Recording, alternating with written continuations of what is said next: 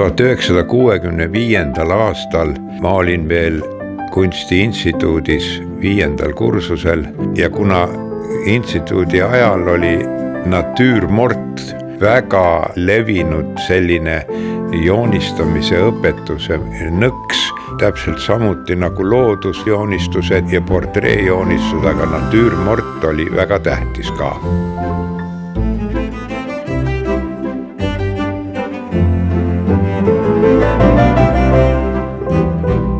Ja kui ma olin nüüd selle kooli õpetuse juba enam-vähem lõpetanud, siis ma mõtlesin, et ma maalin iseendale mingi, nimetame siis seda natüürmortide ülemus. Boss, eks ole.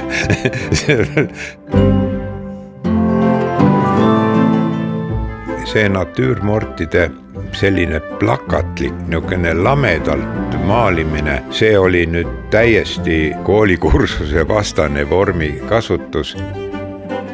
See on üks selline dekoratiivne stiil, mis 60-ndel oli võrdlemisi levinud, nagu väikeseks protestiks sotsialistliku realismi vastu.